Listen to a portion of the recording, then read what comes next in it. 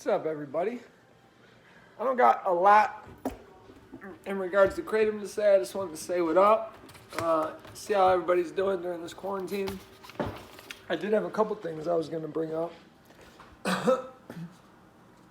So, y'all know about my Phenibut and Kratom usage. Well, I've been using this quarantine to taper, and it's been real relaxed.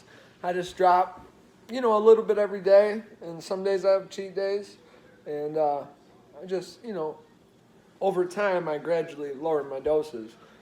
Kratom, I drop about a half gram, and then I might not drop for a few days. I might go back up for one day, but overall I'm down to 4 grams per dose, no problem. Matter of fact, I notice sometimes when I drop my dose, I feel it better, and that's one of the fucking amazing things about Kratom. Phenibut, I was up to a very high dose. I don't even talk about it on this channel anymore for a number of reasons. One, actually, there's this one, my most important one is I don't want to publicize fucking Phenibut. Not because I think it's horrible for you, even though it can be bad for you. I don't want to make it popular because I don't want that shit ever under a microscope. That shit has changed my life. I've told you in other videos before. I can never have that under a fucking microscope. That's my shit. And it saved me. And it helps me live a productive fucking life. So that's what it is. But I am tapering that. Your tolerance to that raises up quick. So you gotta be respectful about it. So I just dropped. I'm down to. I was at like 25 grams a day, and right now I'm down to like 11. And I still got another week before I probably have to go back to work. So I'm just relaxing and just making it easy on myself. And again, I'll have a cheat day with that. Modafinil I've always taken no more than twice a week.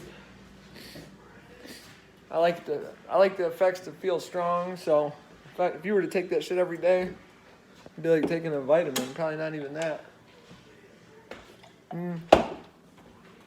What else can I tell you all about? I thought I'd show you what I vape on. I smoked Newports for at least a decade. And we went on a trip. And we couldn't smoke in the car. We drove to Florida from Michigan. And so I kept trying different vapes. And I would get something this is back in the day before vaping became popular. Like buying the blue shits, the little blue e-cig and all that. And I was like, man, these could never work because this throat hit is not strong enough. There's no way you could quit smoking and go to this. That's when I got on the internet and started looking for shit that would be strong enough. And sure enough, back then, I found something called green smoke, which looks like a regular cigarette. But that fucker hit, man. The first time I hit it, I had to sit down for a second to chill. And that was before vaping became popular. This is back in the day. This motherfucker was awesome. Of course, now everybody vapes, and there's all different kinds of tools and devices. But I want to show you all what I use, just for the fuck of it. So, I didn't smoke flavors. I only smoked menthol tobacco for most of it. But my girl had me try one of her flavors. Actually, no. She got a mystery box. And I've tried her flavors over time, but I was like, it tastes good, but I need something that feels like a cigarette all day. And I still, when I leave the house, when I go to work, I fill my tank up with menthol tobacco, which I'll show you which ones I use, because I've tried a bunch, and I'll tell you the one that works best for me. And I use this, RPM 40. And I use 28 milligram nicotine with the menthol tobacco. But anyways, she bought a mystery box, and 2 of the flavors in that box changed me. I was like, oh my fucking God, I'm going to start smoking flavors when I'm at home now. So I got this to smoke my flavors with. It's called a PM80. And these little fucking things, they look small, but they blow fucking clouds. Not that I care about that shit. I just use it to replace smoking. But anyways, so this is the menthol tobacco that I smoke. I kind of had to figure it out myself. It's called Roughneck, and it comes from a company here in Michigan called Mr. E-Liquid. But you have to add, it's just a regular cigarette flavor. But you can add ice to any of their flavors, and I add a level 5 ice, which is the most. See that little water drop there? Anyways, there's a water drop. You can do like 3 different levels of ice. So I get that tobacco flavor and add the ice to it. It's the closest thing to Newports. Matter of fact, if you smell this, it smells like when you open a box of Newports and smell the top of it. And I got several other menthol flavors here too, but I don't like them. They're too menthol-y. Most of them are too menthol-y, and it's just disgusting. And then the 2 flavors I was telling you about that changed me were this one here. High drip watermelon. Shit is fucking delicious. It tastes like you're drinking watermelon Jolly Rancher juice. It's so fucking good. And this here is my number 1. Red's Apple. Words can't even describe it. But here's another couple I like. Sour Belts from 1UP. It just tastes fucking awesome. And this whole series, the sour series from Kilo.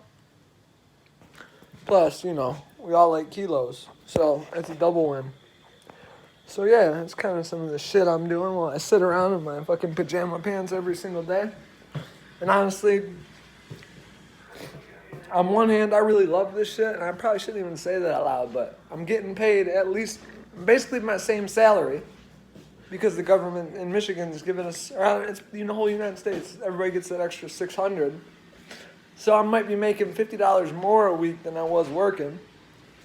Plus I got the $1,200 check still coming because I didn't fill out my taxes fast enough. In the first year in like a decade, I'm getting a tax return back on top of all that. So life's good, man. It does get lonely because my girl's a healthcare worker. She's essential, even though she works at a little doctor's office and people are coming in for physicals and shit. But I guess that's gonna do it. I just wanted to say hi.